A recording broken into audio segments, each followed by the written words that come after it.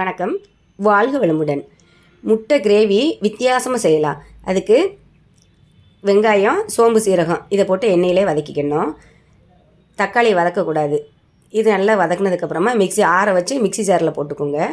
அதோட தக்காளி பச்சையாக சேர்த்துக்கணும், வதக்க வேண்டாம்.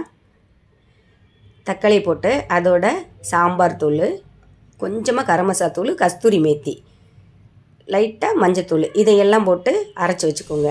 இப்போ அதே கடாயில் கடுகு தாளித்து அதிலே மஞ்சத்தூள், மிளகாய்த்தூள், கொஞ்சமாக சாம்பார் தூள் இதெல்லாம் போட்டு வதக்கிட்டு அதிலே அரைச்சி வச்ச விழுதையும் போட்டு நல்ல பச்சை வாசம் போகிற அளவுக்கு வதக்கிடணும். ஏன்னா தக்காளி வதக்காமல் தான் போட்டுக்கோம். அதனால் நல்லா வதக்கினதுக்கப்புறம் தான் கொஞ்சமாக தண்ணி ஊற்றிக்கோங்க.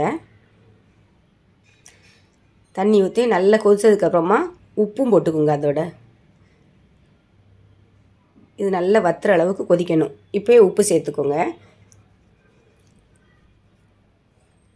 அவ்வளோதான். நல்லா கொதிச்சதுக்கப்புறமா உங்களுக்கு முட்டை தேவையான அளவுக்கு உடச்சி ஊற்றிக்கோங்க. நான் 4 முட்டை ஊற்றியிருக்கிறேன். அவ்வளோதான், முட்டை தொக்கு ரெடி ஆயிடுச்சு. தொக்கு, கிரேவி எல்லாம் சொல்லலாம். தோசைக்கு வச்சு சாப்பிட்டோம். அப்பப்போ டேஸ்ட்டு, இப்படி ஒரு டேஸ்ட்டு நான் சாப்பிட்டதே இல்லை. நான் செஞ்சதுனால சொல்லலை, உண்மையாலும் சொல்கிறேன். ரொம்ப நல்லாயிருக்கு. இதே மாதிரி செஞ்சு சாப்பிடுங்களேன். டேஸ்ட்டு சூப்பராக இருக்குது. தோசை, சாப்பாடு, சப்பாத்தி எதுக்குமே நல்லாயிருக்கும். தேங்க்யூ.